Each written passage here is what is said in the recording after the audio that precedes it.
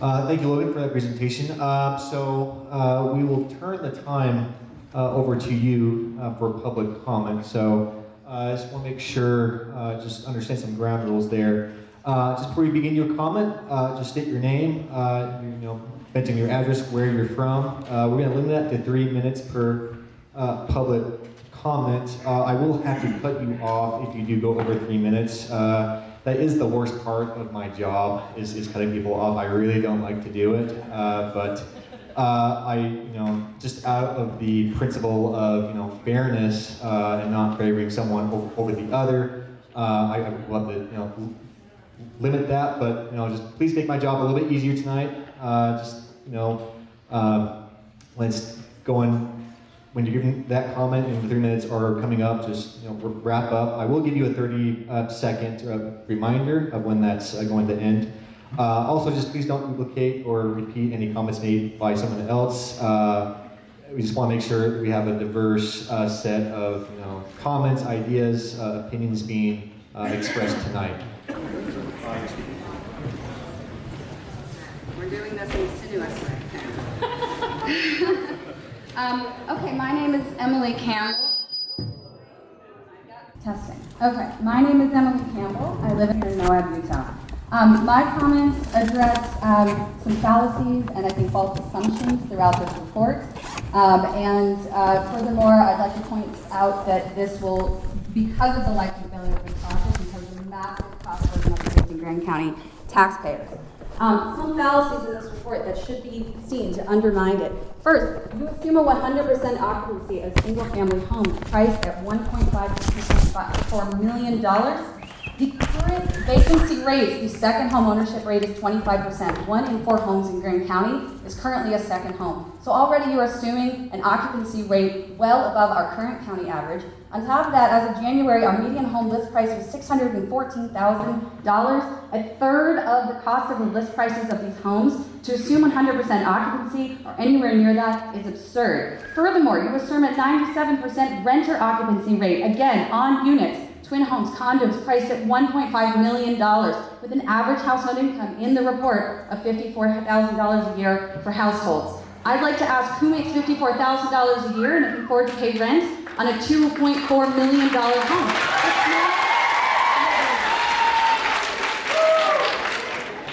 It's gonna be a long night if we're all doing this, okay?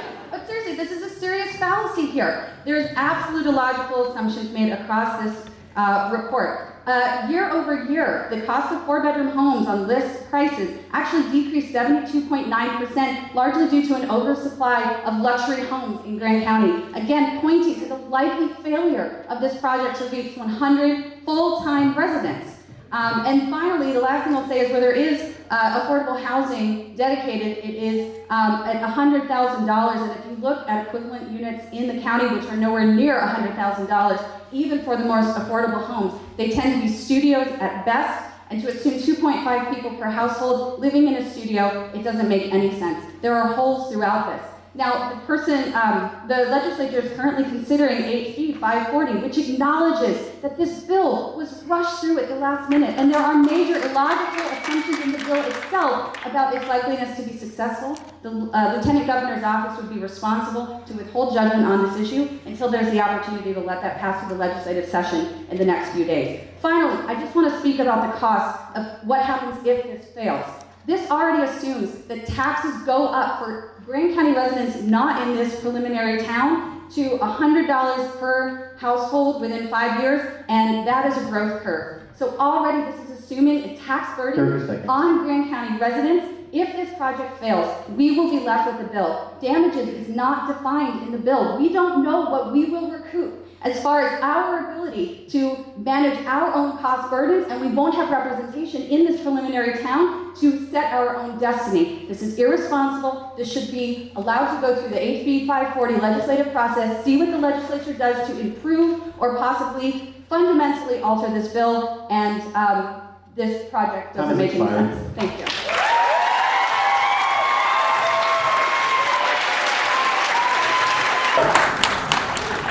Go ahead. Hi, my name's Dave Gardner. I've been here quite a while.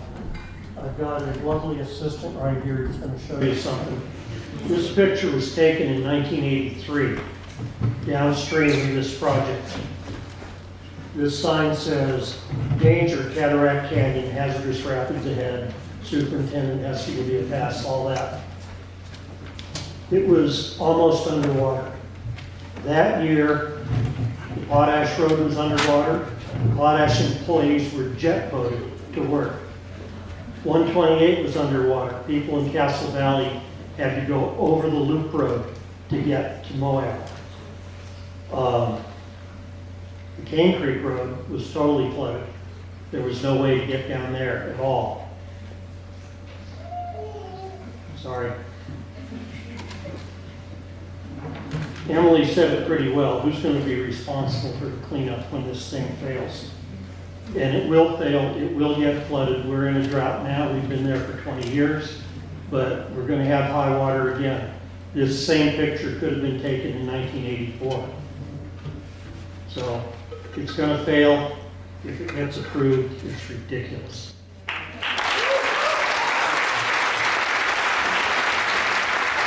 My name is Pete Gross. I'm from Moab, Utah. I've been here for a little over a third of a century. I'll be very brief. The prerequisite for financial liability is that it's hydrologically viable. It's in the floodplain, as you saw from the photo. It will be flooded. It's just a matter of when. It could happen. It's random. It could happen any time. So anyway, there's the financial viability calculations are based on a prerequisite, which means it's not even financially viable just based on the foundations. Okay, thank you.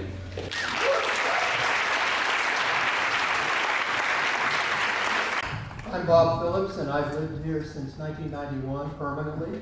And many of you might know that I was the mosquito district manager for 23 years, but I'm not going to talk about that tonight because this is economics. Even though there's mosquitoes out there, we're going to cause a big problem. Be Ray. I'll hunch over. First, I found it ironic that the feasibility study on its cover uses a picture of the development area from before the destruction started. In other ways, this study uses false or biased input to justify a project that is neither environmentally nor economically sound. The KCPD project has considerable local and regional resistance. Such resistance has included public outcry and several legal actions. Furthermore, there is real potential for further acts of resistance such as lawsuits, shunning, non-cooperation in the local economy, demonstrations, civil disobedience, and even direct action. These problems could significantly increase costs by reducing construction efficiency, by making it more difficult and expensive to hire workers or procure supplies and equipment, by disrupting planning and timelines, and by substantially increasing security needs. The project is uniquely vulnerable in that it is isolated and relatively remote, with unreliable phone and other radio coverage, and because, though its access is restricted only to a narrow Class B road and the Colorado River itself, it sees regular and at times heavy local and tourist traffic, enabling many people who may dislike the project to have relatively easy access to it. The study grossly underestimates security expenditures by mistakenly assuming that security infrastructure and law enforcement needs will be similar to those of communities that do not have these challenges. It's listed. They named the communities like Monticello and Hanksville. Really? They're like Moab? Or like this would be? In addition, local hostility to the project is likely to reduce the project's desirability for investors and make it more difficult to recruit residents and businesses, which would substantially reduce revenues over the long term. In addition to correcting the other numerous ways the feasibility study is flawed, it needs to be revised to account for these significant socio-political issues that will likely affect the economics of the project. And the question I have is, how will these variables be addressed?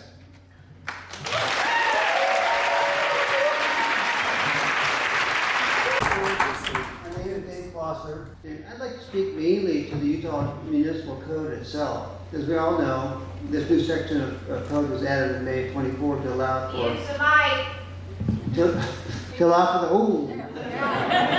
the creation of preliminary municipal corporations such as Kane Creek. But this new code appears to be somewhat based on the existing code for standard municipal corporations. They share a common requirement that must be met before incorporation can be approved. This is the feasibility study must show for both that revenues will exceed expenses by at least 5%. And this is the revenue margin. When evaluating the revenue margin for these two different types of applications, the same general methods appear to be used. But let me provide two reasons why I believe these two applications are as different as apples and oranges, and why the methods used in the feasibility study should be as different as well.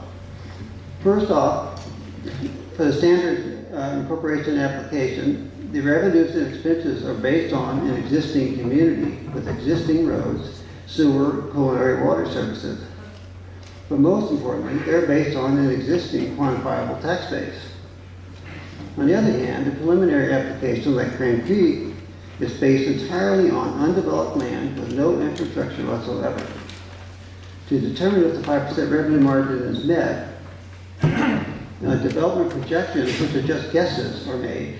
And for Kane Creek, these optimistic projections appear to have been provided by the developers themselves. To me, it seemed prudent to independently evaluate whether our small community can support 430 units with an average price of $2 million or so, as the developers project, before approving incorporation based on these numbers.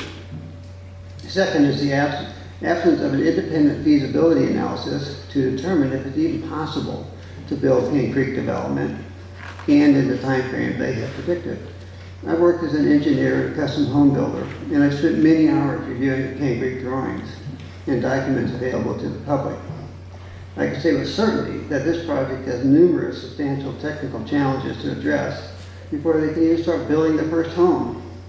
I also want to point out that finding the hundreds of full-time skilled workers they will need for years to meet the schedule on which this study is based will be a monumental challenge in this tight labor market. 30 seconds. Again, it would seem prudent to independently evaluate the feasibility of the bill schedule itself, given that meeting the 5% revenue margin requirement is largely a function of this schedule. I believe that if the Lieutenant Governor's office were to perform a more realistic analysis of this project, it would become clear that it is not viable. Thank you. I'm Jerry Hsu, been in Moab for 20 years. And given that this whole feasibility thing is based on numbers as opposed to any other values that we might hold, I just want to comment on a small aspect which I think is indicative of the sloppiness of the whole project. The 2022 engineering specifications for the raising of the Kane Creek development floodplain required sand and rock fill smaller than 3 inches. Quote, that should not be well-rounded, which would then provide, quote, a marginally acceptable factor of safety. These quotes and the following can be found on the Grand County Connect's website under public information. The rock fill that was collected from the river cobble terraces above the floodplain was river cobbles. River cobbles are not a great base on which to build a house or a town. After the developers started to dig fill material from the benches above the river, they had an engineer, a different engineer if I understand it, write an updated recommendation raising the minimum screened rock size to 10 inches. I have seen no sign of rock screening or sorting of any kind down there except eliminating big boulders. What is the significance of the 10-inch cobble fill? The last paragraph of the revised engineering recommendation reads, quote, the change in recycled on-site fill material will result in difficulties associated with installation. The increased and acceptable material size will result in slumping, and may potentially undermine constructed improvements. This material size adjustment will result in increased construction costs associated with utility installation and future repairs to the luxury homes. 30 seconds. Those are the words of the hired engineer. So my question is, does this feasibility study take into account these increased construction costs associated with utility installation and future repairs? Or does it take into account the risk of potential litigation from retail and residential property owners who may face repairs or loss of property values? Time has expired.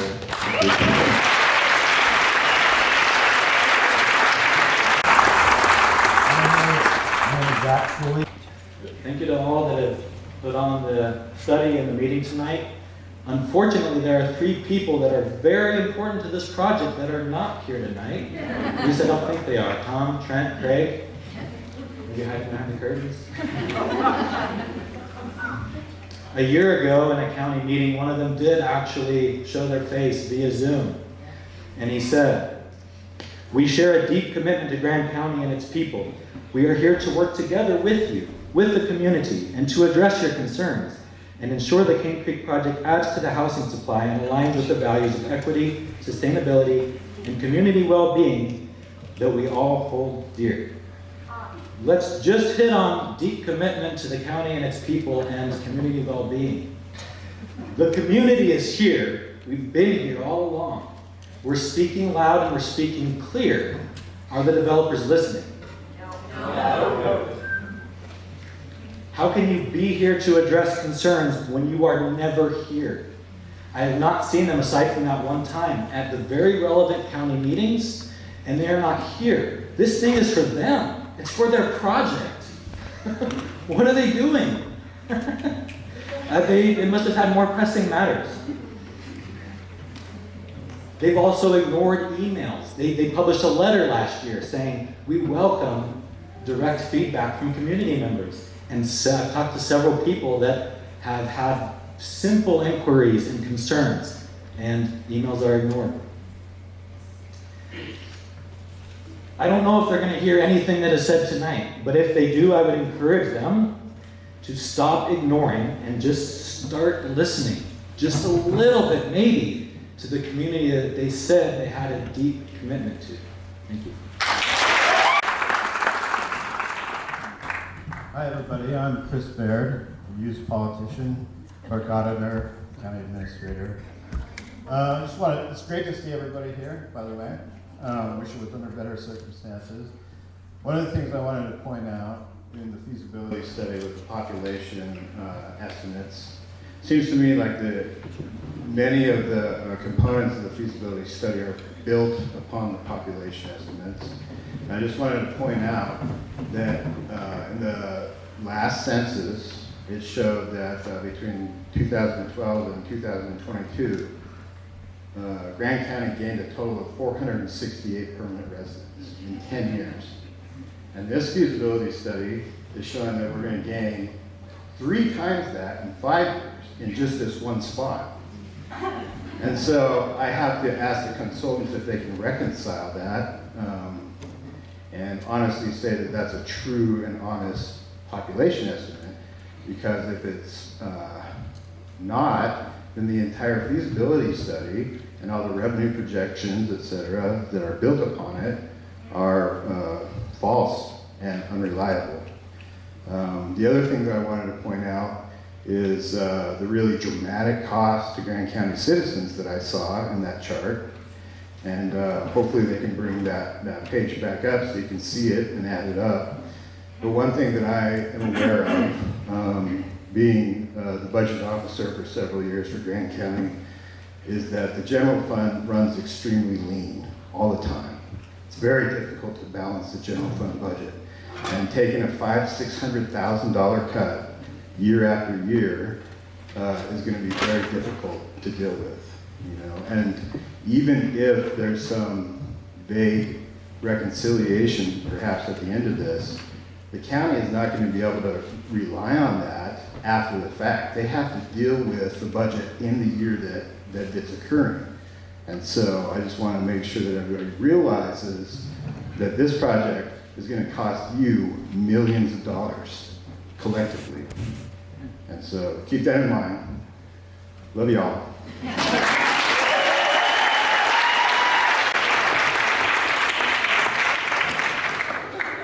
Hi, I'm going to talk to you guys because I think everyone here knows what's up already.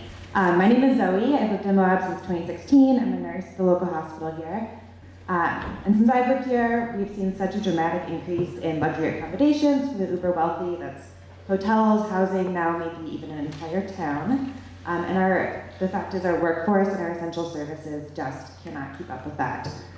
The workers who support our vital tourist economy are being worked to the bone. They're working multiple jobs throughout the tourist season, both to make enough money to support their families and also to keep up with our crazy, crazy busy season. And this leads to stress. It causes harm to working families.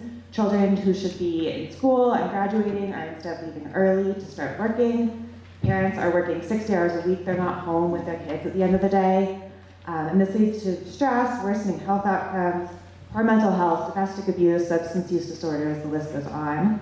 And yet, people are still living below the federal poverty level in Kane County.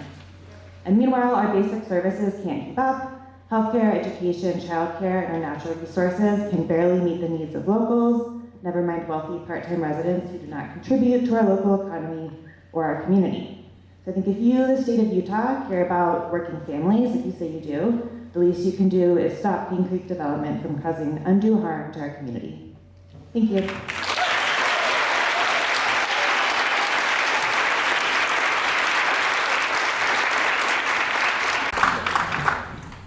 Thank you, Zoe, for certainly kind of facing. Sorry for making you uncomfortable. Deal with it. Ginger Allen. I live downtown, and I'm not sure if you're aware, even here in Main Street, we're dealing with significant floods. Several years ago, I was walking down in water that was up to my thighs, and that is downtown on the highway. I have a Master's of Public Health degree with a focus in disaster preparedness and emergency management. And for the last 6 years of my life, I've traveled around the country to disaster sites as a public information officer. And I'm super passionate about the emergency management side of things for this community because I think anyone who knows anything about flooding is, this isn't good. Right? This is an active flood zone that you are building a community in. And in your report, you say, the county also acknowledged the potential fiscal impacts on stormwater mitigation and emergency management from development of floodplain. Potential. There are significant impacts that are going to happen because you have waterfalls in that area, these vanishing waterfalls that are so magical for people who can drive by, but not necessarily have to worry about massive boulders that are coming down onto the road and blocking it, or in cases with the Kane Creek Road in the last several years, completely washing out entire sections. The road is a small one-way in, one-way out that you are putting thousands of people in and saying, deal with it. If it happens and people are out biking or recreating, it's different with a handful of people versus thousands of people in a community that you are building in a flood zone. And I say this because in my role, I have worked body recoveries for people who have dealt with flash floods. The potential of the massive water that is going to come down with these waterfalls or rise up from the Colorado River that is right there is going to kill people. And there is nothing from your financial impacts that you say are potential that are going to be able to solve that.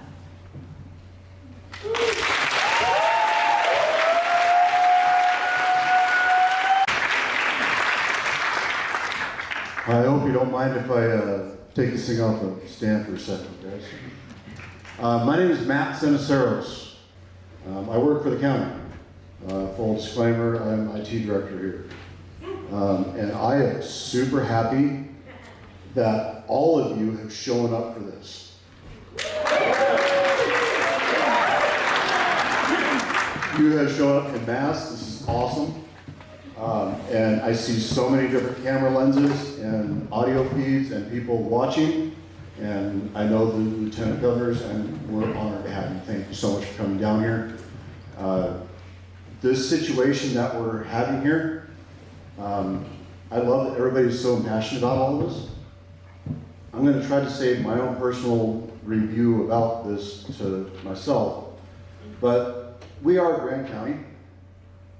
I might remind you, here in Grand County, we have less than 4%, and somebody correct me if I'm wrong, of private developable land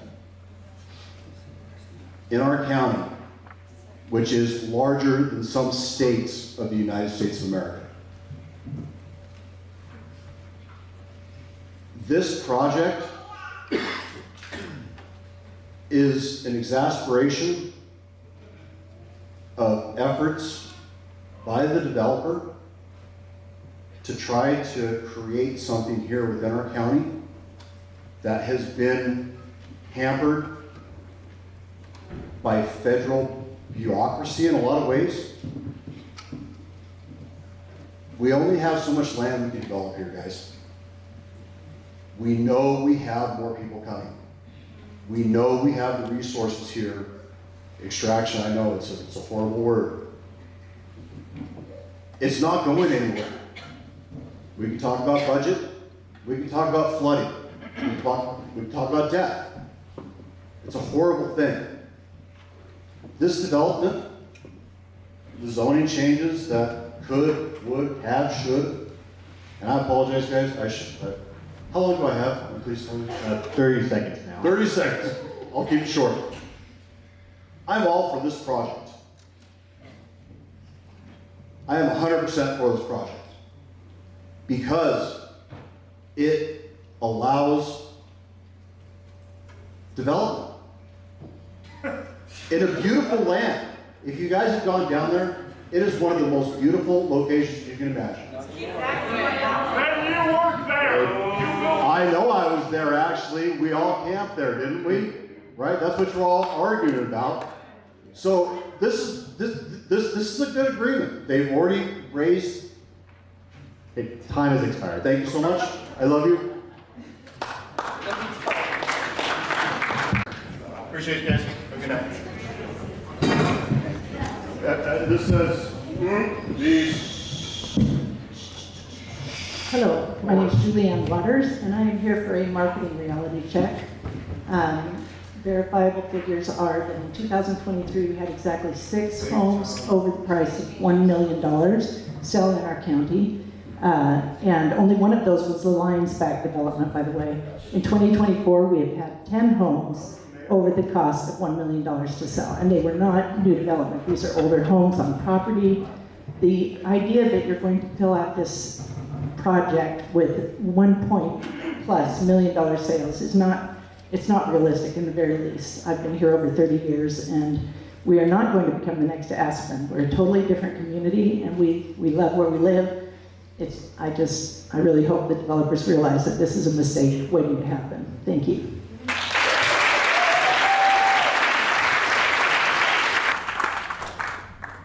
Hello, my name is Jesse. I live off of Mountain View, right off of Kane Creek. Drive the road every day or weekly. My question is about safety and costs associated with the road itself. It's in the general funding, or it was meant or suggested that the funding would come from the general funding budget. That road is very seldomly maintained and is falling into the river consistently. Again, with safety and people coming in and out of the road, is a single lane road in a lot of places. And as mentioned before, the water will block the road access. And with the incoming hundreds of workers and people who live on that road, who will be funding the redevelopment of the road for access in and out of the space. Thank you. Hi, y'all. My name is Celia Alario. I've lived in Moab now for 18 years. I also lived here in the early 90s. And I want to say thank you to the gentleman who spoke earlier and mentioned who wasn't in the room in terms of the developers. I'd like to invoke just and remind us of some other folks that aren't in the room. I think it's really nice that you're sitting here and making eye contact, but the whole thing feels like a kangaroo court kind of scam, you know? And the people from the Lieutenant Governor's office and the people that you are responsible to should be here tonight. And you know what else? This shouldn't be happening in the middle of a legislative session, which is what gives the other folks who should be in the room tonight an excuse to not be here. And those are the folks who voted this in at the very end, close to the last couple of minutes of a session. Especially the people who are missing tonight are the policymakers who created exclusions for their own counties, for their own constituents, while voting for this for the rest of us. How dare they not be here tonight? So I just think it sucks to be you guys, and I'm sorry about that. And I also think that the construct of what we're supposed to be allowed to talk about tonight, also not your fault, but your feasibility study, created a room for us tonight where the entire thing is focused on money. There's no room for morality. There's no room for health and safety. There's no room for the idea of flooding or the question of what happens to the road. And you know who else is missing from this room? The more than human world. And I know I'm supposed to be talking about money, and it's hard to put a price tag on critters, but they deserve to be spoken into this fucking room.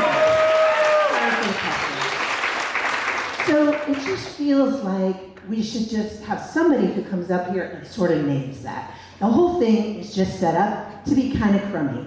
You've got a crummy job to do, and we have a crummy construct that this is the boundary of the conversation that our community can have. There are people waiting outside. There are people who can't be in here tonight because they're low on their immunity and they're concerned about being in a room with this many people. The gallery is full up top. A lot of people care about this, and the entire setup is really just a mess. And to assume that where this conversation should be right now is about dollars and cents. I heard your voice wavering as you read your PowerPoint tonight. I feel for you, my friend. I do. I'm sorry that you had to come down here and read that PowerPoint instead of the people you work for and the policymakers who made this idiotic policy, who should be here standing up with the developers tonight on that stage instead of you.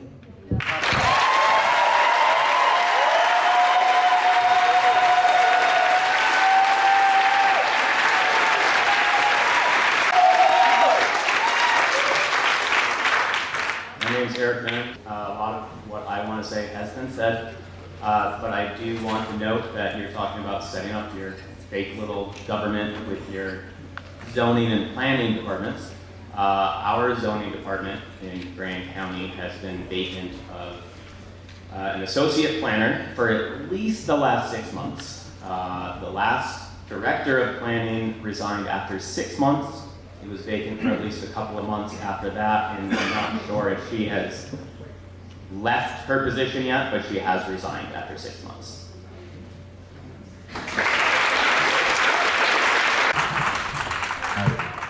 I'm Everett Hildenbrand. I live in Spanish Valley off of Spanish Trail Road. I think we've seen a lot of evidence that this study was not done taking into account the reality of the local situation.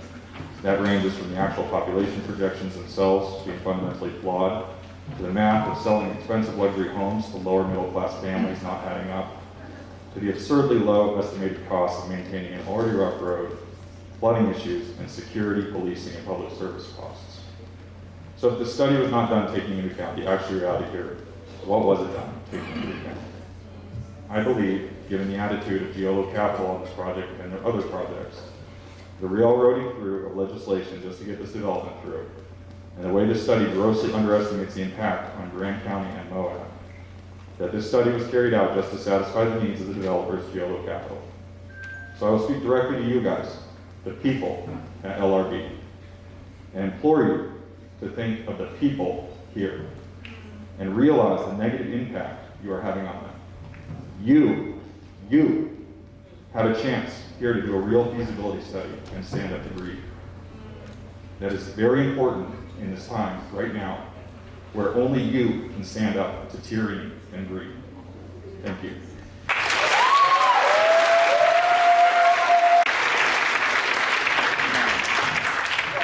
Hi, I'm Oscar Niehaus, and I want to start by saying I don't blame any of you four up there. I think people have to do that work, and I respect that. But I don't support this Kane Creek stuff. I want to get that out of the way. But I'm not gonna be like the other guy. I'm doing the last minute.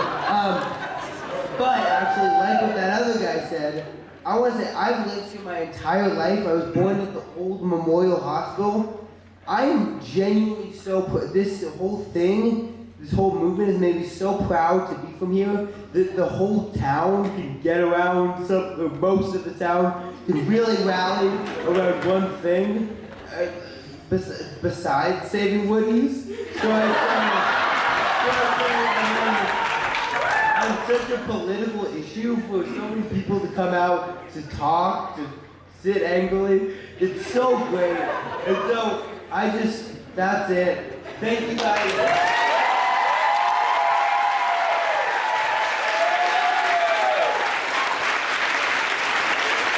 Excuse the stammering, I was not planning on talking. My name is Benjamin. I live at 100 Arches with like 12 or 15 other people. I've only been here maybe like 6 months or something.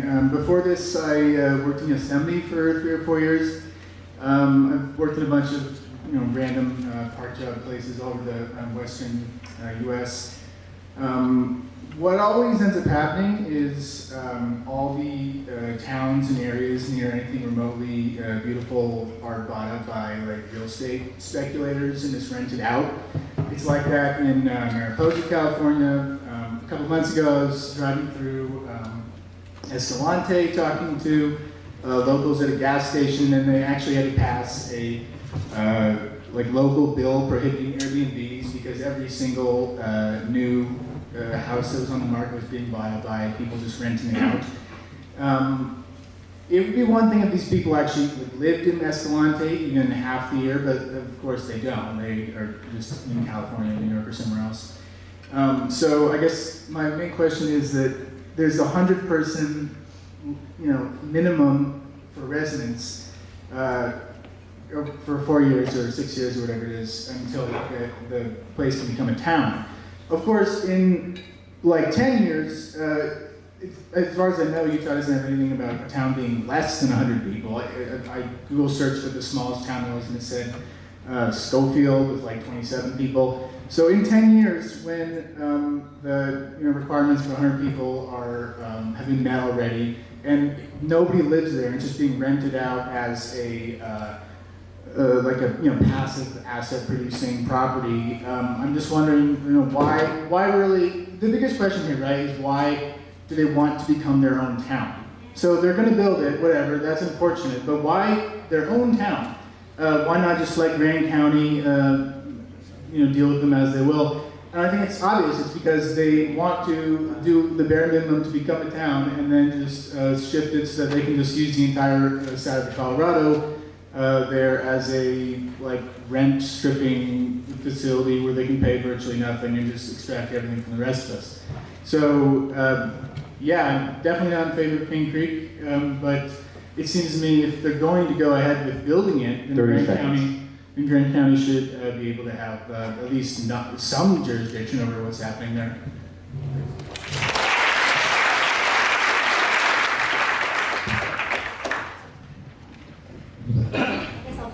Maybe you guys can hear me then. So my questions, first of all, Gina Round, and my questions are a little bit more in regards to the water availability discussion in your report and whether the costs were truly reflected properly. Because on page 29 in your report, you say that the Cane Springs Water Company is going to provide water, or the culinary water, upon incorporation.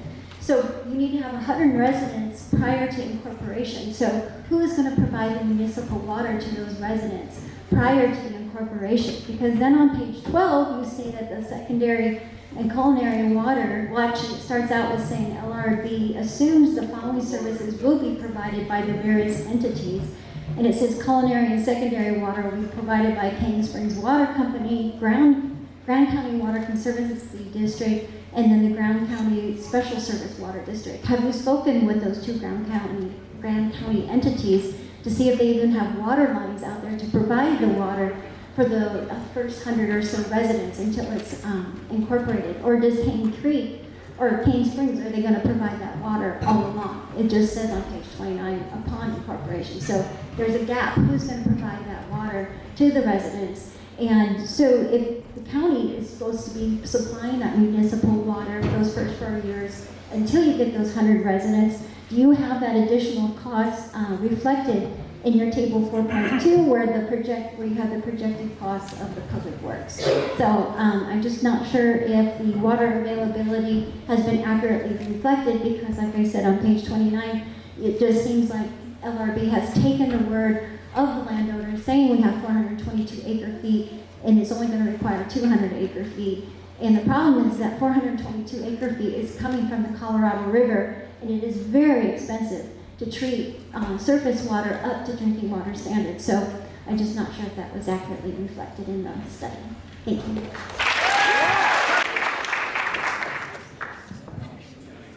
Hi everyone, my name is Britton Ballard. I am a 6th generation Moabite. This is a 7th generation, and we are so proud to be a part of this community. And there is just not another place I'd rather be tonight than defending and protecting our sacred home, the desert. We are stewards of this place, and it is our responsibility to stand up and protect what is rightfully ours and our home. This is a sacred place, and if we don't defend it, 100 years from now or less, our children's children will be asking, why didn't we do more? When these condos are inevitably in the bottom of Lake Powell, because the rain will come down and the floods will come up. Building a house upon the sand is foolish, and you know that. And so it is up to you, and greed has short-term benefits, but destroying the desert has much longer, very terrible consequences. You can do something, and you should do it today. Thank you.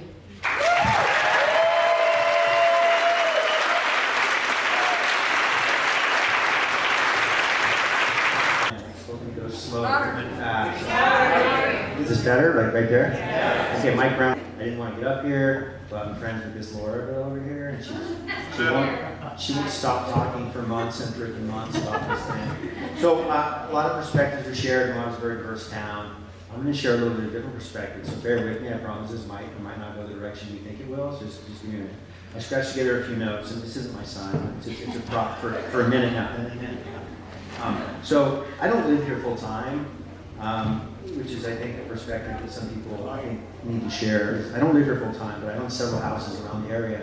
Just in the time it took me to stand in line, I mean, Eric talked, and I'm remodeling a crappy fixer uninhabitable duplex right across the street from Eric, and he's got the coolest little cat named Ginger I keep looking out for. I need to come find that cat, Eric. What? And so, quite frankly, what's going on here is, I'm very familiar with the housing in Moab. I am a housing provider, and I rent to a lot of, police officers, school teachers, communists, bakers, IT people. No, you're a communist. It's okay. Just all these different people, and so I understand the struggle. I understand what's going on. And Moab is just different. But what I am that no one's kind of mentioned so far is I'm a 30-year financial advisor. I'm a real estate investor, and I've been rather successful at it. And so what we want to talk about tonight is the money aspect. The people aspect, you guys got it covered. I hear you. But I am, unfortunately, one of these rich assholes that will potentially show up. And I would be your ideal prospect for someone to buy a house in Kane Creek. And, I mean, I've looked at it. I'm aware of it. And it just doesn't pencil. It just doesn't even make sense. And I'm familiar with base flood elevations and elevation certificates in flood zones. I've actually done that on some of my properties.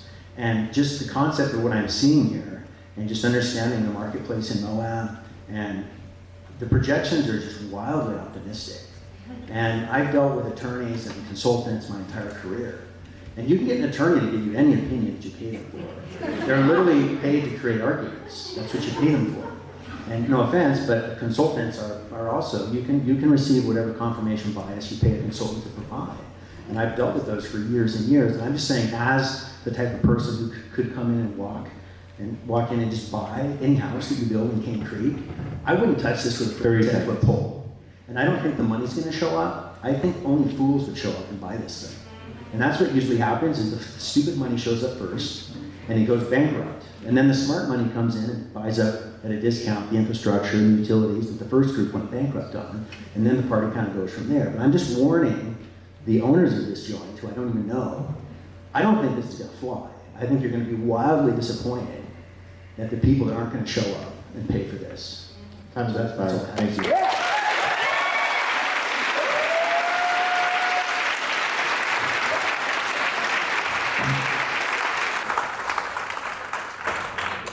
Hello, my government name is Jennifer Ortiz. I live on, if you know where that is, you have to take Kane Creek Boulevard. And as many of you know, it's been under construction for what, over a year now? So, perfect example of the labor construction shortage in this town.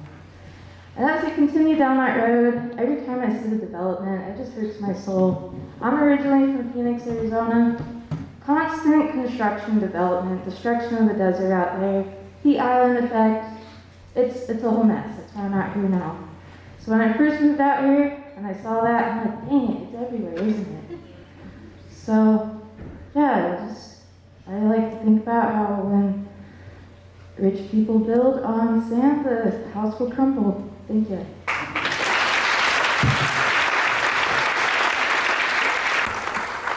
Hello, my name is Faith Diddy. I'm a business owner and a guide here. I've lived here for 6 years. And on a personal note, when I moved to Moab, I moved 5 times in the first year. While I was living in a motel, unable to find affordable housing, it was really hard knowing there was 500 nightly rentals sitting empty. So to think that this town will be full of nightly rentals when we barely have enough housing for workers is really painful to me. Additionally, it brings me to the question of what is a resident? So for me, this feasibility study really feels like you plugged in optimistic feasibility study in ChatGPT and this is what you got. And it's really frustrating to see feasibility, the word feasibility, used so many times when it completely ignores the feasibility of the impact on the residents. But I just want to reiterate that when you have multi-million-dollar homes and understaffed businesses where no one is actually even making the average of 50-something K, you cannot fill those spaces. So to me, the idea of a resident that you have in your study is based on people being a resident on paper, but they will not actually be a part of our community. They will spend a few weeks of the year here in those houses. They will not participate like everyone here is participating. And so to me, it's just bullshit to call residents people who don't actually live here. And I think that there needs to be a whole aspect of your study that talks about the impact on the local economy, not just the impact on lining the pockets of developers. Thank you. Hi, my name is Aaron Rochadle. I've been here for 12 years, and I'll keep this short and sweet. This is for the lawmakers and the developers that couldn't be here tonight. Let's just see a show of hands. Who wants this to happen? He's gone. Anybody behind the curtains? All right, who doesn't want it to happen? All right.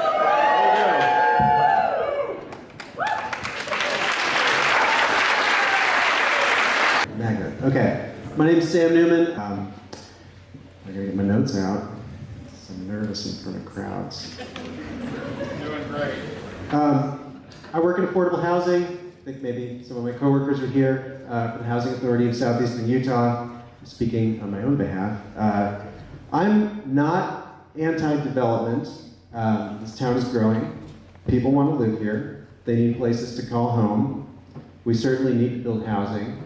This project is building housing. However, I understand this bill was passed with an extremely cursory affordable housing component with no real requirement besides intent to include maybe 10% of the available units as affordable or attainable units. I find that so deeply insulting that the state legislature, who claims to care so much about building housing and providing housing for the residents of this state, to be so careless in writing this law that also violates one of the principles that we talk about a lot in Utah, local control. This is a pretty extreme bypass of local control. People who have a lot of money can come in and essentially purchase their own town and ignore all applicable land use codes and create their own. And so, in the interest of being constructive, mostly I would like to encourage the legislature, if they are going to pass this other bill that Campbell talked about in the first comment, and reevaluate this legislation, I really encourage them to be choosy and be hard-nosed about requiring actual, meaningful guidelines for building housing. I think, I suspect a lot of people in this room would feel a lot differently if the Kane Creek pad was about to include, 400 units of housing that you could afford and live in. Still obviously terrible place to build. But I think the insulting and painful thing for me, and I suspect a lot of other people here, is just to watch people who have so many more resources than the people who are struggling to keep the town running. They're just come in and run roughshod over, anything that anyone here has voted on. That's all.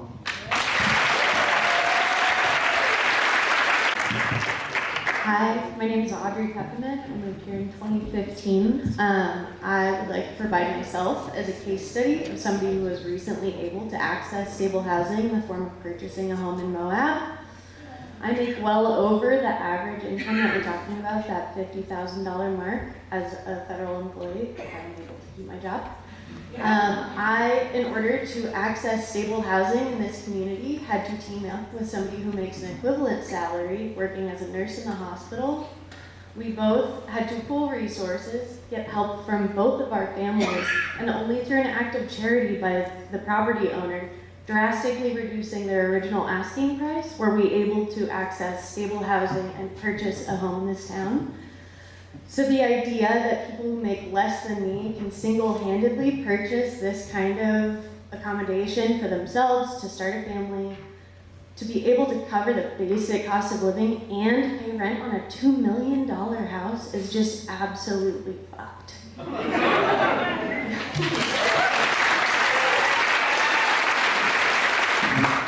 Hi, my name is Eric Creel. I wanted to thank Celia for her comments earlier about wishing that other representatives from the state were and your consulting firm were here. The last time that I was at a hearing like this was actually in Michigan, where I went to college, and it was concerning a mine that was being developed, and we were asked to critique the environmental impact of that mine. And I remember a lot of people bringing up really great points and really great valid evidence about why the mine exceeded the environmental impact that was allowed by the state. But the state agency still allowed it anyway. So my question, and what I would love to hear from you all later tonight, I hope you might be able to address it, is what actual legal responsibility does the state have to listen to our concerns, to listen to the, I think, very valid evidence that I've heard tonight that this is not a feasible project? Thank you. Thanks for coming down here tonight. Thanks for the opportunity to be here. And I have to say, I'm delighted to see turnout here, which this doesn't happen very often. You can tell it's a powerful event, and about the only thing people show up for is when they need to kill something really bad for this community. And it's happened over and over and over again, from the nuke dump down in Canyonlands to the Brook Cliffs Highway to the Cisco and Green River attempts at building nuclear power plants, to most recently the tram that's now coming down after it was never even built or used, really close. It's going to happen again with this one, I can guarantee it. And it's just a matter of time and how much money people want to throw at this. But what I'd like to say is I've changed my mind about how this should go down. And but I should go back. My name is Dan Kent. I've lived here 40 years. I've done stream and wetland assessments as part of my job, and this place is going down. There's no doubt about that. Doran went and did studies that showed that the volume of water in the Colorado River historically has been over 3 times enough to wipe this place off the face of the berm, up the bottom. And it's going to end up, maybe not down in Lake Powell, it's going to be scattered its length throughout Canyonlands National Park, which is my sacred homeland. And it makes me quiver in my soul to think that that kind of desecration is going to happen to my homeland, my heartland, the place I call heaven on earth. So I think at this point, we should wash our hands of this. They don't want to be part of the county. They don't want to be part of the town. Fine. They can be their own town. But there's got to be a plan. This is my question for the developers. What's the plan when you fail? 1-year whole development washes away. How are you going to clean that up? And what's the deposit? That's all.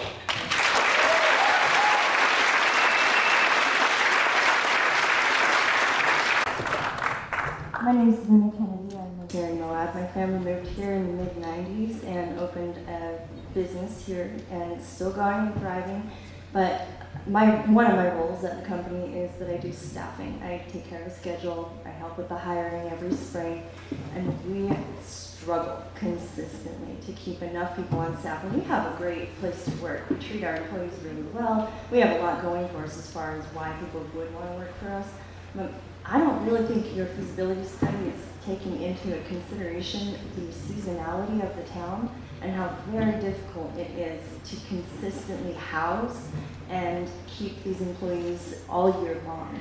There's not enough housing, obviously, we've all talked about that a lot tonight, but who's going to service these mansions? Are there enough house cleaners to take care of the rich people who are going to sometimes live here? Are there enough builders? Who's going to actually do it? Because any business owner in town can tell you it's a struggle every year to hire enough employees. And then at the end of the year, in the fall, you have to lay them off, and that's agonizing in itself. But your feasibility study is missing a lot of really key important elements that it's like you've never been to Moab and you've never heard of Moab and you didn't think about Moab when you wrote the study. To all of you guys, one more thing. Hey Duke lives.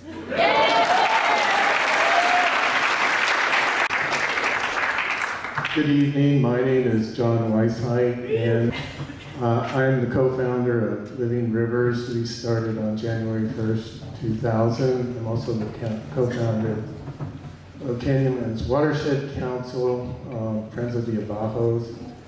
Dan Kent, thanks for your service before us at Canyonlands Watershed Council, but I'm also a member of the Waterkeeper Alliance, and I serve as the Colorado Riverkeeper.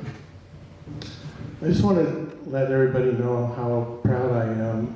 I have heard some very intelligent, well thought out discussions that are worth listening to and taking back to your employers. I want to share a story because in 2005, the Department of Energy decided they were going to cap our Atlas tailings uranium waste pile in place and leave it on the floodplain of the Colorado River. And that was very unacceptable to the people of Moab. In fact, I think that campaign was the one campaign that I noticed everybody did something to help that not happen. And what did happen was we decided to move that to a place that was neutral as far as floods up in the Book Cliffs, just up there at the junction of Crescent Junction, Interstate 70 and Highway 191.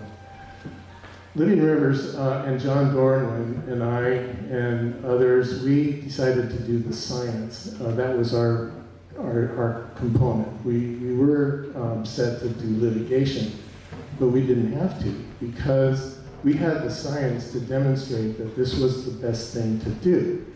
And the National Academy of Sciences backed us up on that. Representative Grace Napolitano from California used her position in the Natural Resources Committee to make sure that that would happen. And the Department of, the Metropolitan Water District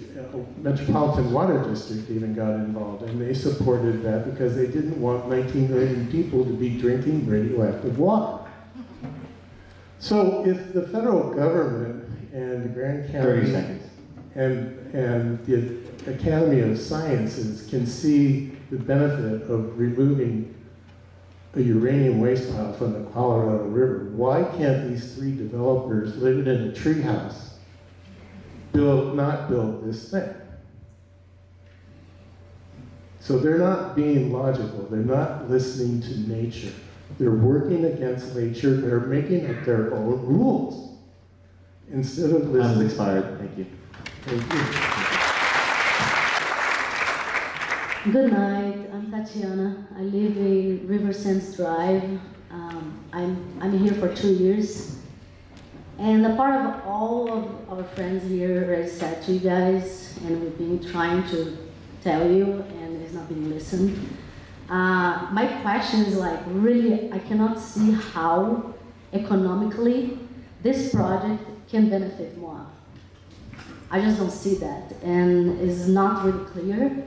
Like everybody said here, it looks like rich people are coming here for vacation homes. They're not gonna have even like jobs here. And I don't see like this working out, not just because of the space are being damaged, destroyed, but it's because like start with lies. Like all the story that I've been seeing about this project is based on lies, changing laws, corruption, you know, getting funding for affordable houses. I mean, this is really hard to the community to even trust whoever is doing that. And now with the idea of building your own town, based on what? And what good intentions you guys have? So it's like, it's really like, kind of looking as idiots. Like, these people are smart people. These people are intelligent people. And it's a beautiful place, and like they say, I don't think the people here is really like completely against development. It's just the way you guys doing it. It's not working with the community. It's not looking at the benefit of the economic, environmental, and social needs of this community. So keep lying and keep pretending you guys care. Like, I was an activist, I'm from Brazil, as you can see my accent, I'm not American. But I live here and I own this place and I love this place with my heart. I'm just here 2 years. I see a lot of my friends sharing homes because it's not affordable to live here. So it's a front. It's like, it's unbelievable that these guys, these developers, not you guys, like they said, they're not here, and they have this shameless way to pretend that they care. Because this is literally ambition, greedy type of development and project. I saw that happening in a lot of places. I travel Europe, I cross Canada, I cross United States, I cross Mexico, and across Brazil, seeing this type of things happening. And thankfully, we have all the community together here, but unfortunately in this society, in this system, money tells more. And I really hope that we have strength enough to hold up, to fight against that, and if they at least show up and be open to work with the community, maybe that can happen. Thank you. I understand.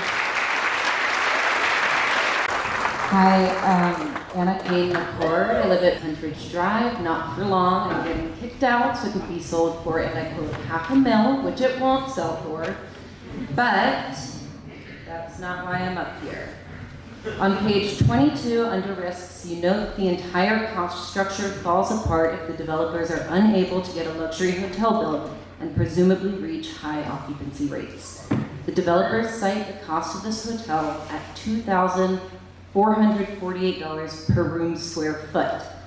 We are already experiencing lower than normal occupancy rates at hotels across Grand County, including at existing luxury hotels.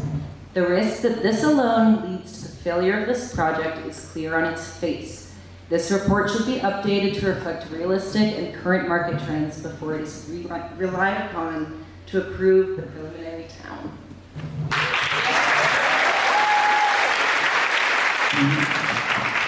Hey, thanks everyone, really. This is a watershed moment in our town. I'm Richard Cook. I live on Mill Creek Drive.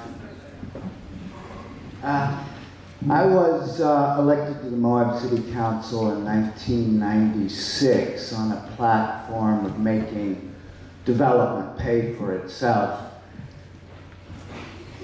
We did manage to get some impact fees passed, but that's a small amount of what really costs of development are. And so we've had some major affordability problems that have persisted since that time and are getting worse. This project is a classic case of privatizing profits and socializing costs.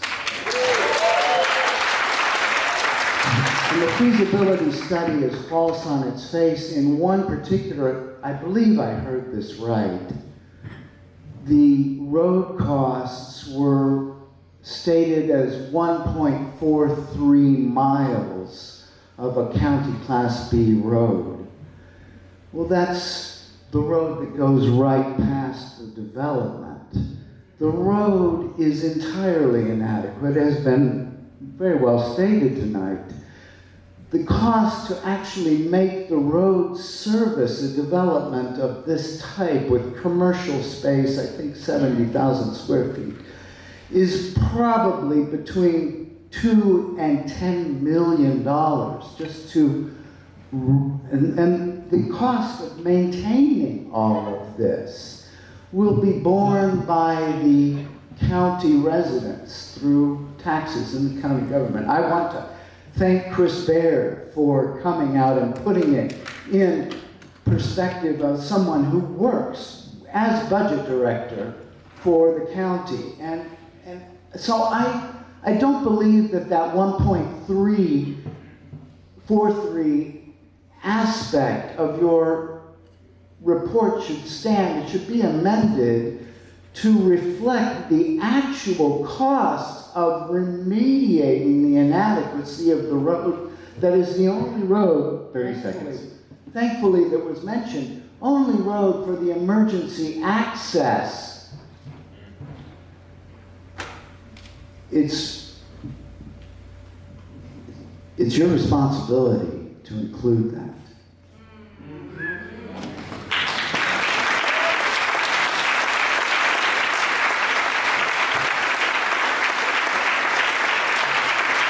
My name is Molly Zoller, and I work for the ambulance service. And a fun game that my coworkers and I are playing recently is, despite not working for a federal agency, how are we going to be impacted by what's happening right now? I don't fully understand how Grand County EMS is funded. I'm very grateful for the people who go to bat for us up at the state for that. But I do know that Medicare plays a really large role in that. And I know that Medicare is a service that's at risk right now. There is massive remodeling of the way federal funds are distributed and our federal agencies are functioning right now. And this is not happening in a vacuum. Luxury communities rely on working class communities to function. And so I find it hard to imagine that any sort of financial feasibility study that happened more than 6 weeks ago is going to be completely accurate for right now. And so I think that it needs to be looked at again in the way that working class communities are going to be impacted by fund distributions.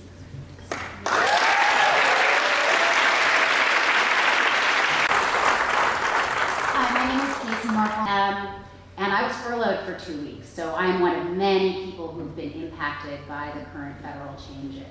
I have two things to say. One, I want to underscore some of the problems with the commercial analysis. I think it really seems like they were done in some of these comparison towns that don't really fit the Moab, wave of the cycles of this town. Like, you have 70% occupancy rate on day one for your hotel, provided it gets built. That might happen on a good month, but if you're built in December, it's not going to be a 70% occupancy rate. So that's like kind of an issue with that, and also the extensive real estate, commercial real estate projections. I think you're looking at $300 or something like that a square foot from day one in sales. Again, This is not the same kind of place where you have a steady and consistent sales. So you might want to think about that. But I really have a message for the Lieutenant Governor and the Governor's offices. This isn't just a hearing on a feasibility study for the Kane Creek Springs disaster building. It's also a feasibility study for this bill. You have the power to rewrite these legislative bills. And we understand that, there was a lot of money probably involved in this situation. We're not the only town being involved with this kind of a, let's get around this high-end development problem by creating a bill that creates a new town. You tried it, and I think this is a moment where we're saying that's not a feasible option. And we are not going to be the only community to stand up against using this kind of bill. And we vote. You work for us. We are the voters. So this is a message to your office. This bill that you have created is not feasible. Thank you.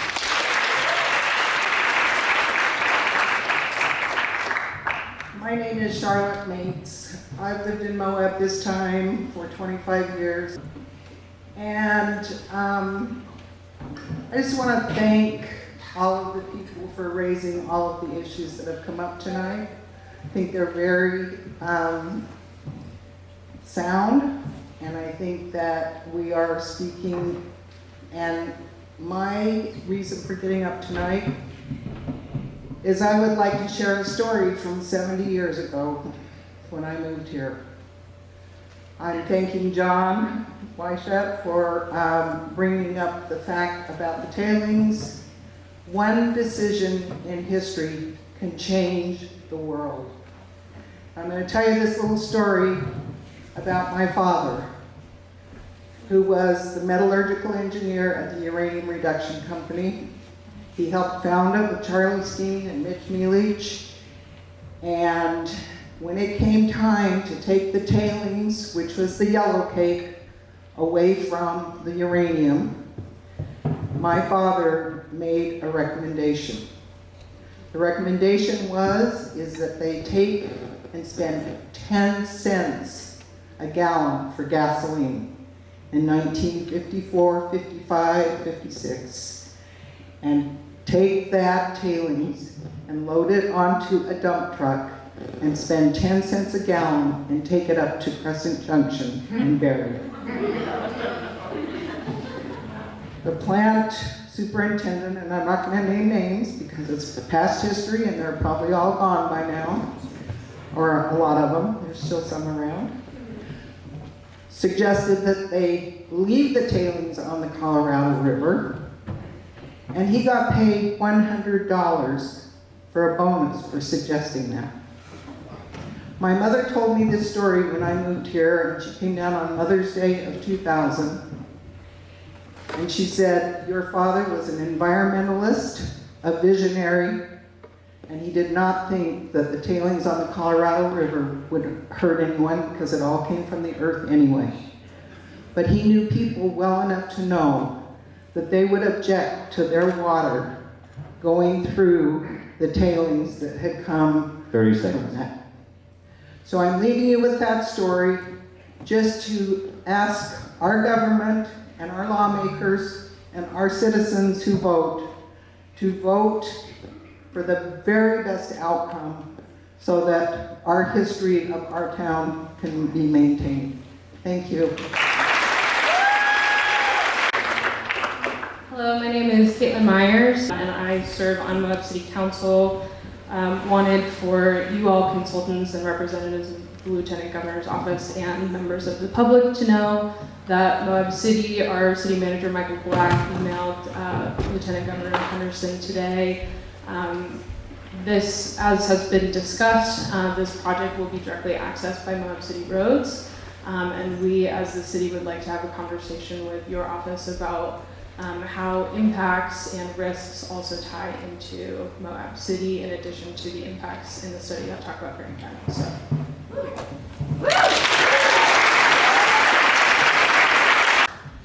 Hello, my name is Shannon Marion. I live at Kane Creek Boulevard. And it's my favorite road in this town. And I'd love to keep it beautiful. So, I sell land and homes in this town. I'm sorry, I'm getting emotional, but it's like, I think it's a horrible idea that anyone wants to build homes on that riverway. Okay. The earlier gentleman said that only 4% of this valley is developable, the man who is for the project. And I don't know the exact percentage, but I do know that there are several large tracts of land for sale right now that these developers could easily buy and put this development on instead. We have a lot of huge tracts of land. Anyone want to buy some land? So, yeah, we have lots of availability. There's no excuse. It doesn't need to be in a flood zone on our amazing, beautiful river and our beautiful canyon. And there's also currently, lots of developments going on down there, as you've probably seen. The reasons are many why this is a terrible idea, and I commend the wealthy man who says he would never buy this. So thank you to that gentleman who's a landowner here. If these are built and when they are swallowed up by the river and littered downstream, I will weep. And please do not ruin our canyon lands. One last thing, I have a question, is for wastewater management, which I hear that's possibly going to be self-contained or something like that. Once it floods, because of course it will, what happens to that? Thank you.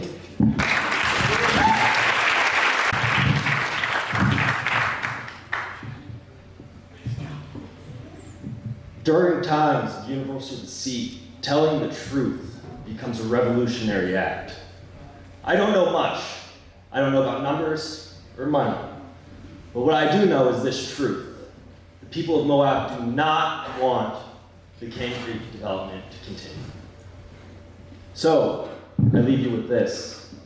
I am for truth, no matter who speaks it. I am for justice, no matter who it is for or against. I am a human, first and foremost, and I am for whatever and whoever benefits humanity as a whole. I do know the civil rights movement could not have occurred without the resistance of Rosa Parks, the principle of Martin Luther King Jr., and the tactics of Malcolm X. Thank you.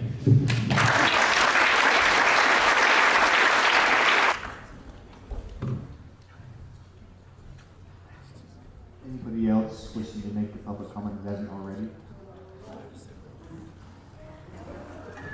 Hi everyone.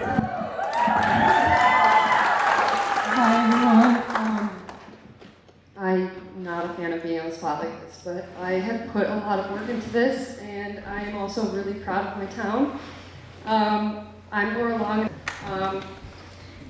I just want to call out off the back of Oscar that what we're seeing here is pretty spectacular. We've got, in this town, as far as I can tell, I'm just going to read my script. In this town, as far as I can tell, for every strong opinion, there's another equally strong, if not stronger, in opposition. And yet here we are, people with varying political backgrounds, economic backgrounds, varying lengths of residency. The overwhelming majority of us are here standing united against this project. And it's not because we're all NIMBYs or afraid of development or change. We're here because we're aware of economics, we're aware of the safety, we know this is a failure, and we know this process was rigged from the start. We can go back to HB 22, when the developers were given legal rights to steal control of a special service district for the sewer from local county commissioners to themselves. We can go back when Welfare Weston's attorney threatened to sue the county for hundreds of millions of dollars if they didn't upzone his property from 10 acres of highway commercial land to 180 acres of highway commercial land. We can go back to when Welfare Weston's nonprofit that pretty much had zero track record get $1 million government handout subsidized by taxpayers in order to educate us on housing. We can go back to the record-breaking amount of money that Weston and John Curtis poured into our local elections here in Grand County. The beneficiaries are here tonight, the ones that didn't raise their hands in the corner of the room in the back there. We can go back to SB 258, rammed through the Utah House and Senate in 10 days with zero public input and barely a question asked, passed unanimously to force this corruption onto us and other communities around the state. This whole fairy tale Kane Creek Municipality would be the first municipality, preliminary municipality in U.S. history, and it's built on nothing but lies and billionaire special interests. Most of us would probably agree that this is a broken system, or maybe this is a system that's working exactly as designed to serve billionaires and their friends. The wealthiest person in the state of Utah is named Gail Miller, whose family net worth is $141 billion. Her foundation and Craig Weston are the two sponsors for the preliminary municipality. These people know how to get laws written for them, and they know exactly what they're doing. Unfortunately for them, we do too. And we're not fucking buying it. 30 seconds. I understand that you guys are all trying to do your job and follow the law, but we are asking you guys to please help us fix this law to serve the interests of the people and not billionaires like Gail Miller and wannabes like Welfare Weston. Craig Weston and Gail Miller can go educate somebody else.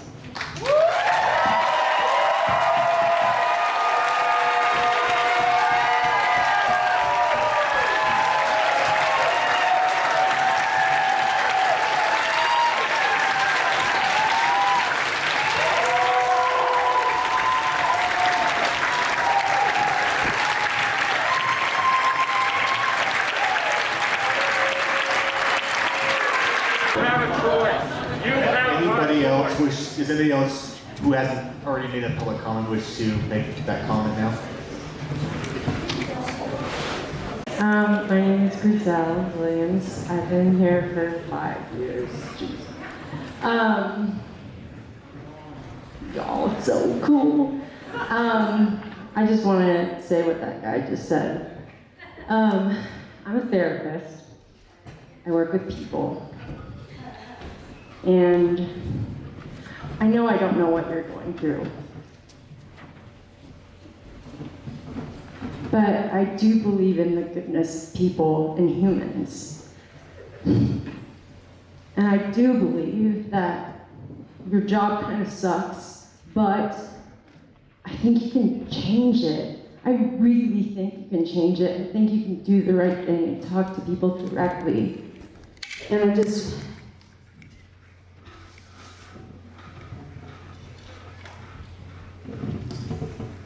sit for 3 minutes in silence right now, but I just really hope that you do something directly. You actually can talk to the people. You have direct contact that we don't. And if you see the goodness here, see how human this is, like, I really believe that you can be the human to them too. And yeah, they're not great, but I really I'm not religious, but I pray that you guys, specifically you two, make the decision to do the right thing. That's all I got. Please do the right thing.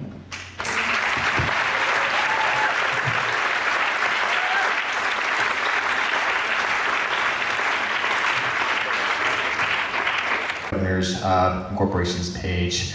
Hopefully we can do that within 2 weeks, but I will do that once those have been completed. But this concludes the public hearing. Thank you all. Can you speak to the process of how these comments will be regarded by the state? Is there any legal binding responsibility of the state to respond to these comments? Can they respond to some of them?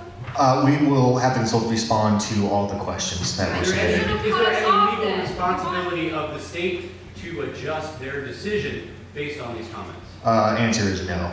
We don't have anywhere to go. We're good. We have 3 minutes. Just some questions. All right, we will go over. We'll address some questions.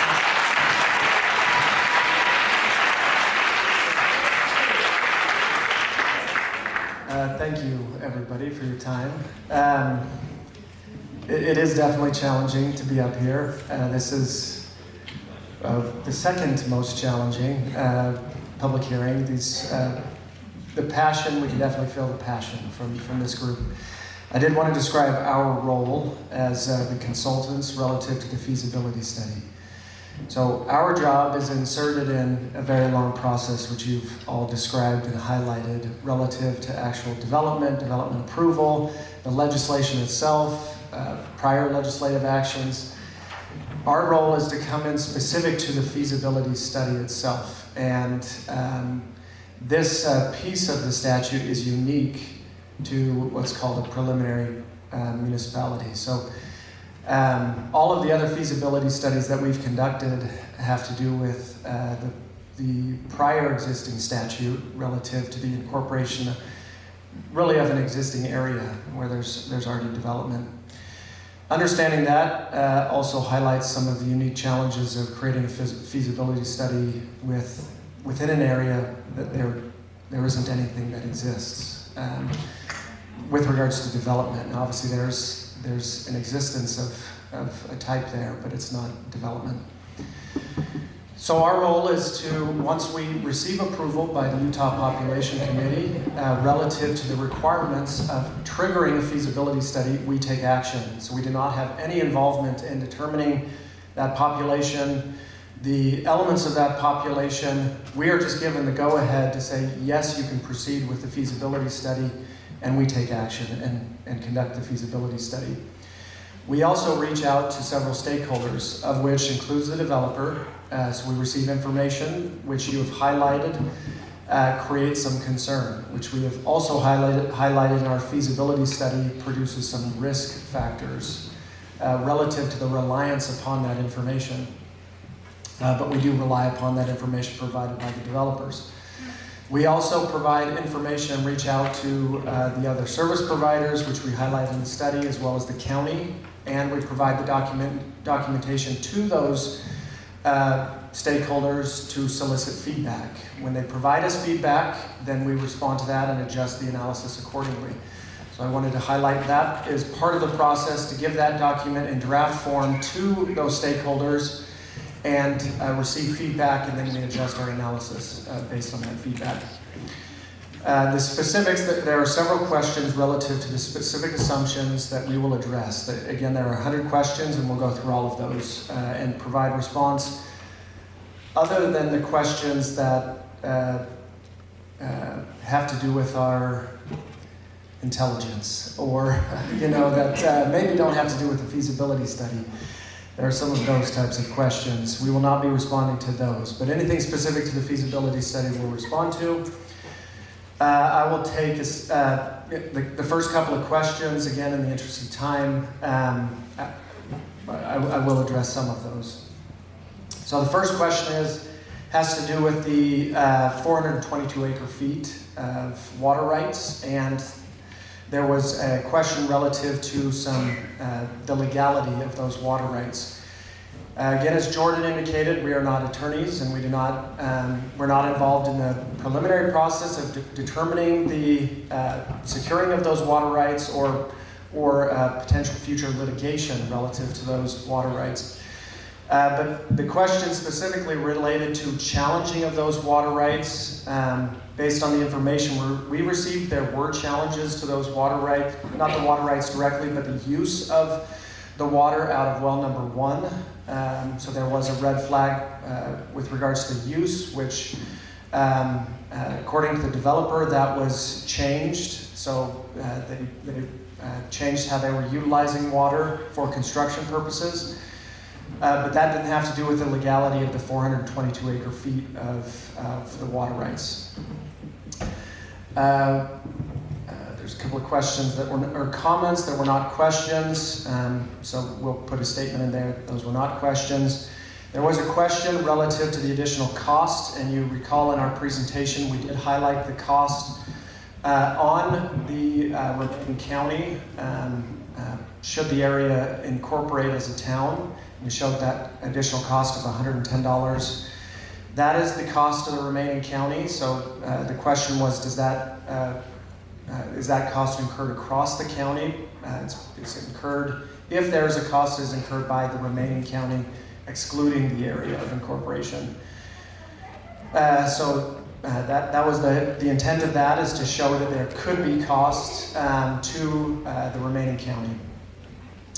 The next question, how ashamed is Mr. Weston? I'm not sure how he's feeling, but it's not applicable to the feasibility study. The other questions have to do with population. Do the 100 residents of the town required for incorporation need to be primary residents? The statute states that at least 100 individuals need to reside in the town, in the proposed area. I'll also point out that what is unique to this piece of the statute relative to the prior, or the statute relative to the general incorporation process, we had to look at the feasibility assuming the area incorporates as if they had 100 population and that development was occurring. So we're looking at essentially that future point, that hypothetical situation of, okay, we're at the point of having population within the area, suggesting the development has occurred. What would happen to municipal services relative, when we look at revenues versus expense versus cost? So the assumption, the feasibility, or the legislation states that we have to look at that point as if the population was there and evaluate the feasibility. So that is the lens we're looking at, which highlights some of the challenges that you've discussed relative to market feasibility, which is absent, or the validity of actually getting to that point. Again, the statute requires us to look at it as if that happens and determine what revenues would be generated relative to the expenses, specifically related to municipal services, municipal type services. What would the town cover relative to expense, which we identified as the general government, law enforcement, road-related expense. The district-related expense, water, sewer, and other district-related expense will happen regardless of incorporation, meaning if you incorporate or not, assuming the development occurs, that expense will happen. We're not in the feasibility study determining the magnitude of that cost to those districts, for example. We're isolating it, saying if we incorporate, the act of incorporation, does that cause an increase of cost? I will point out again, that's defined in the statute relative to preliminary municipalities. So a lot of those questions have to do with those variables. The other common question has to do with the road expense. Based on our discussions with the county, they've indicated that the road in question would remain with the county. So they actually said they do not want that the town would not be responsible for that road. It would remain a county road. The road is 4 feet below grade. It's going to be a river. Yes, so again, we looked at who would be the service provider. Again, the county indicated that would not be a town road or a municipal road. Alrighty. Right? Yeah, we took the bill. If the community has and continues to speak out passionately against this project, why are you pursuing it here? Again, our role is to conduct the feasibility study as defined by statute relative to a preliminary municipality. Have Schwenke answer that question. Yes. What's Schwenke's answer? So the other, yeah. Well, if the community continues to speak out, why are we pursuing this? We need to follow the statute. So the statute was enacted last year. We're simply following the law. If it's unsafe, why are you proposing it? If it is unsafe and unpopular, We need to let them answer the question. Answer the question. So again, we're unsafe. Folks, this Kane Creek answer our questions. Let him speak, please. again, our goal is part of the feasibility study process is to conduct the feasibility study per the statute, looking at municipal type services. So again, there will be costs outside of what the municipality would cover as part of those districts, which again will still occur. We've also identified, and the developers identified costs. There were costs or questions relative to capital investment. Again, we're looking at essentially the developer or the district will be funding that capital investment relative to water, sewer infrastructure, and the necessary infrastructure for development. Some of the other questions have to do, there were several questions with regards to the median income. This also ties to the market feasibility. Again, we did not evaluate the market feasibility of the proposed development, whether or the secondary or direct impacts relative to surrounding markets relative to the proposed development. We did not also look at affordability issues within the study relative to the median income of $57,000 and the actual purchasers of those homes, who those purchasers would be, whether they're in community outside of community. Again, our focus was specifically on if the area were to incorporate as a town, would the costs of providing municipal services change versus the area developing without that structure of an incorporation? Okay, so sorry we've run out of time. Again, our objective will be to answer all of the questions that we can answer relative to the feasibility study. If there are questions that are not directly related to the feasibility or the data, we're instructed not to answer those, obviously, but as with other studies, we go through every one and put a response to each question, so you will have a response. I just don't want you to think we're not going to, we're not going to look at these questions and answer them. We will do that and provide that response to the Lieutenant Governor's office. Thank you, do the right thing. Okay, with that, we'll end the public hearing. Thank you all for coming. Please drive safe home. Thank you.